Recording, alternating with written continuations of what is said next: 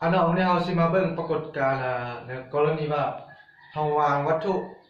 A เนาะน้อยกว่าระยะสุ่มคือวางไว้หน้าแว่นกงหลุมในกรณีนึงแล้วมันจะเกิดเป็นรูปอยู่ทางใดแล้วก็เป็นรูปจริงรูปดวงเนาะไปเบิ่งนี่เนาะวัตถุเราวางวัตถุ A ไว้กรณีว่าอยู่ในแกนต้นเลยเนาะวางวัตถุอยู่ในกรณีว่านอนอยู่ในแกนต้นเลยถ้าว่าเป็นกรณีแบบนี้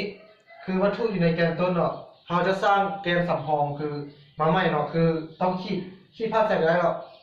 ขีดพาดเนาะนี่ก็ได้เนาะนี่ก็ได้นี่ก็ได้แต่นี่ข้าพเจ้าขีดเท่านี้เนาะโดยที่ว่าขีดผ่านจุดครึ่งกลาง4เนาะรัศมี4เนาะและตอนนั้นเราสาย A นี้จุดสุ่มเนาะ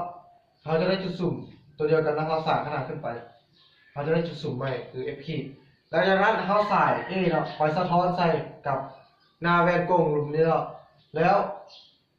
กลับมาสะท้อนผ่านจุดสุ่มคือเก่าตัวนี้เนาะแล้วภาคส่วนหลังคือหลังแว่นเนาะแก้ยาวตัวที่ว่าตัดจุดสุ่มนั้นไปมันจะไปตัดกับแกนต้นและนี่เนาะจะเป็นรูปที่เราได้คือจุดตัดกับแกนต้นตัวนี้เนาะคือรูปที่เราและรูปนั้นเป็นรูปรวมเพราะมันเกิดอยู่หลังแว่นอีกกรณีนึงว่าถ้าว่าเราวางวัตถุ A เอาไว้หน้าแว่นตรงส่วนแบบนี้กับเส้นเดียวกันนะเราคิดแกนสำรองคือกันเนาะผ่านจุดรัศมี C คือแบบนี้หลังจากนั้นเราใส่ A ไปตัดกับนี่เนาะไปใส่หน้าแว่นกงแล้วสะท้อนกับพื้นโดยที่ว่าภาคส่วนสะท้อนนั้นมันจะแก้ยาวส่วนข้างหลังเนาะไปผ่านจุดสูงที่ว่าเราสร้างมาใหม่นะแกนสำรองนั่นน่ะเนาะมันจะผ่านไปจุดสูงแบบนี้หลังจากนั้นจุดที่มันตัดกับแกนต้นนั่น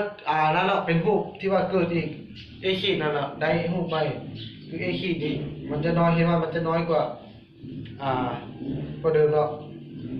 ฉะนั้นแล้วรูปที่เกิดอยู่ที่เกิดเนาะในกรณีว่าแว่นกงส่วนนั้นมันจะเป็นรูปรวมกันเนาะคือมันเกิดอยู่หลังแว่นมันเป็นสำนี้เนาะ